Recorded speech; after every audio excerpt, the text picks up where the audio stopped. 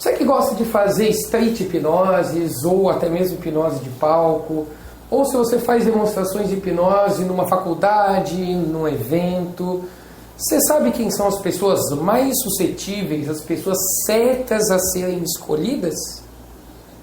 Vem aqui descobrir então.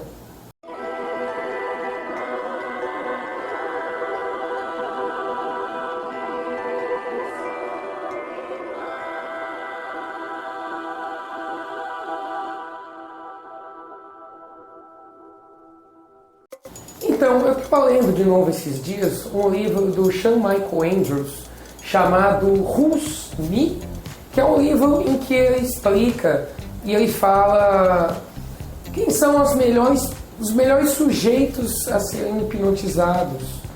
Então, eu vou falar aqui para vocês algumas categorias de alguns tipos de pessoas, algumas características de pessoas que ele fala, que ele cita lá no livro, que são os melhores sujeitos a serem chamados durante uma apresentação de hipnose. Para quem não sabe, eu fiz um curso com o Sean Michael em abril de 2014, fui assistente lá no curso dele, inclusive. Então, eu vou falar algumas coisas que ele escreveu no livro e algumas coisas que ele falou lá no curso também, que trocando ideia com ele, ele acabou falando. Então, aqui vai algumas das pessoas mais suscetíveis, os melhores sujeitos a serem chamados, para você que vai fazer aí uma bela apresentação de hipnose. Ele fala lá no livro que crianças entre 7 e 9 anos de idade são excelentes sujeitos para serem hipnotizados, porque nesse período o fator crítico delas ainda não foi completamente formado.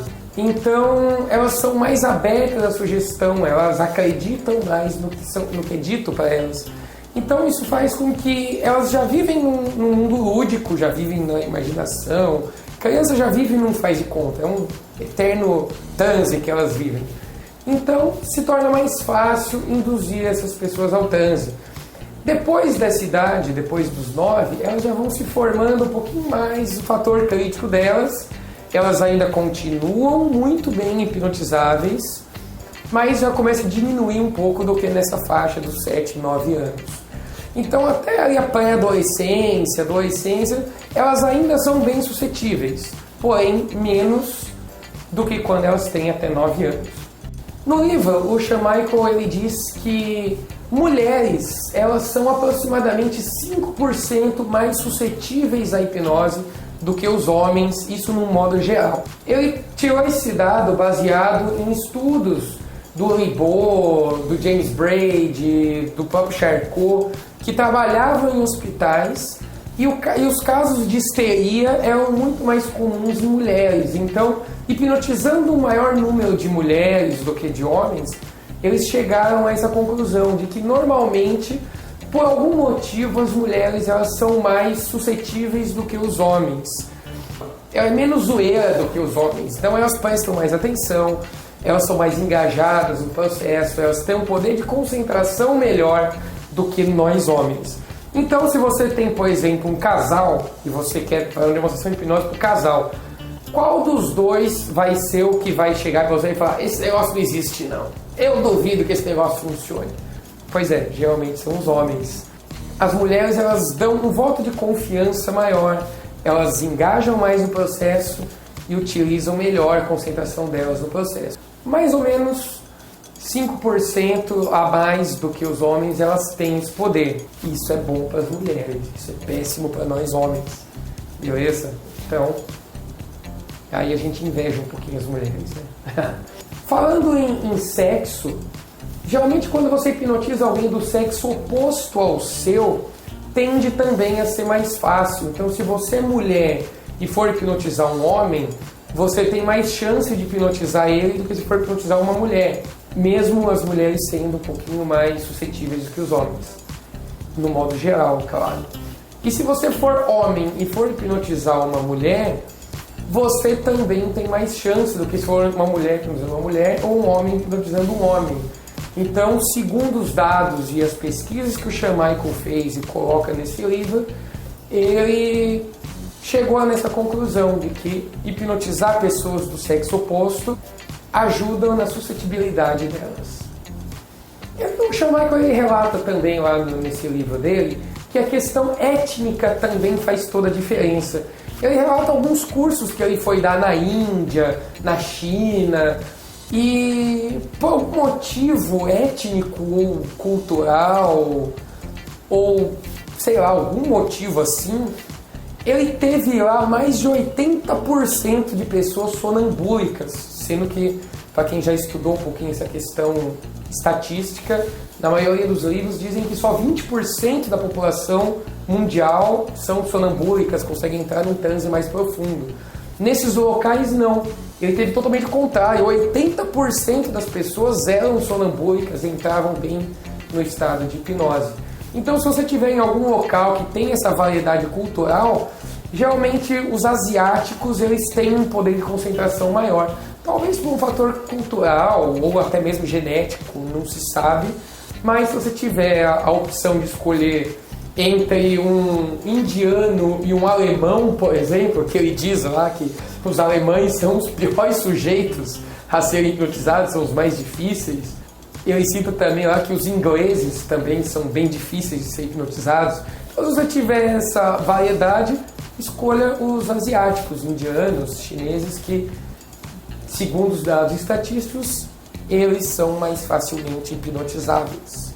Pessoas religiosas que sustentam algum tipo de crença, seja elas igrejas pentecostais ou vertentes espíritas, ou umbandistas, não importa.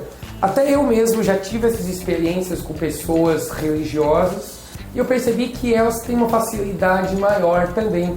Talvez porque no próprio culto já existe essa questão ritualística, elas já entram em algum tipo de estado alterado no próprio transe, né, no próprio culto ali. Então, quando você chega falando sobre hipnose, falando questão de concentração, você pode até mesmo utilizar a questão da crença delas a favor. Já aconteceu de eu hipnotizar alguém que se diz, eu sou evangélico e essas coisas aí não são de Deus, não, e eu utilizar a crença delas para hipnotizá-las, e foi muito legal.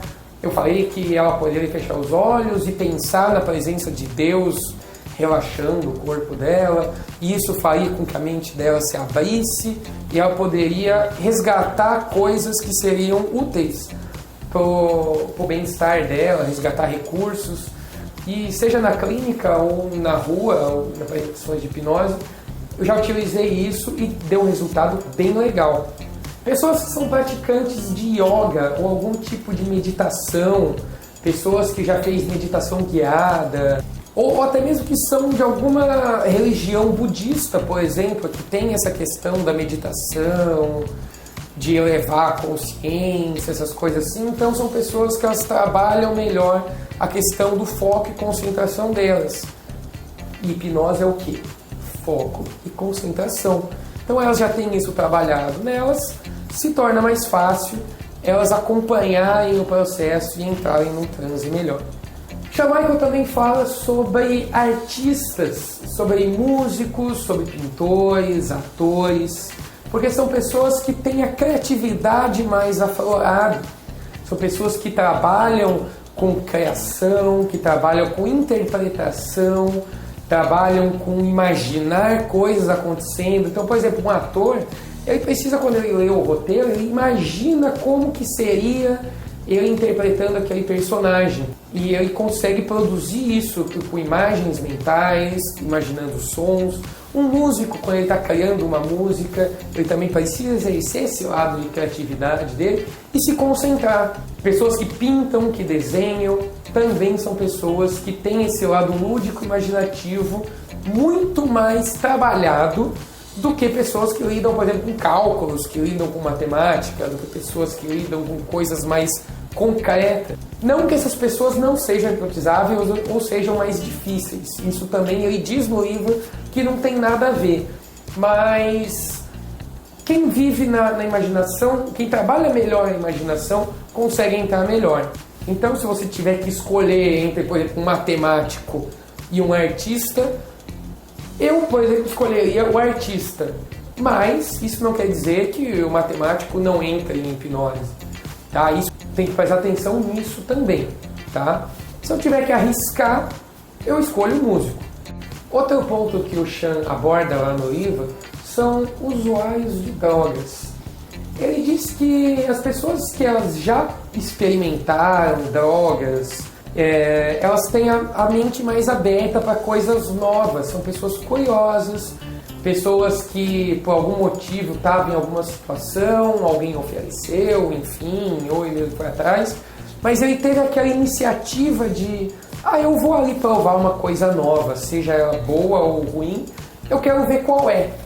Então, geralmente essas pessoas, elas querem ter novas experiências e quando você fala sobre hipnose com elas, opa, legal, eu quero ter uma coisa diferente também e vamos ver qual é. Então elas engajam melhor no processo, tá? Não quer dizer que vão pegar um cara drogadaço no meio da rua e falar, vem cá, que o cara estiver muito louco, então ele também não vai conseguir concentrar não, porque bebeu pra caramba e ela tá muito bêbada, isso também atrapalha na concentração.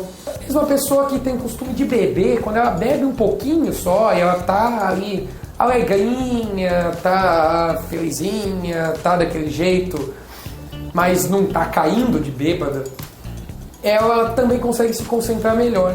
Eu também já tive algumas experiências assim, de pegar pessoas que beberam um pouquinho e falar, não, vamos fazer um trabalho de imaginação aqui, ou então falo mesmo em hipnose, e elas, ok, vamos nessa. Agora elas se abrem melhor, elas te escutam melhor, e elas já estão ali naquela situação e elas querem ter uma experiência diferente.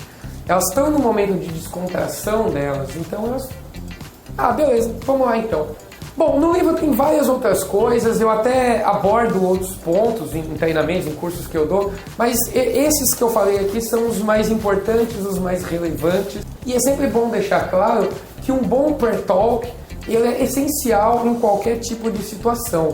Eu até vou fazer um vídeo depois falando sobre como deixar as pessoas mais suscetíveis à hipnose apenas no prayer talk. É um prayer talk infalível, segundo o Chan Michael, é um prayer talk que ele usa, protocolo que ele utiliza, que ele passou pra gente lá no curso dele, e eu vou passar para vocês aqui no próximo vídeo, ensinando quais pontos abordar no prayer talk para deixar as pessoas mais suscetíveis naquele momento e se tornar o processo mais fácil.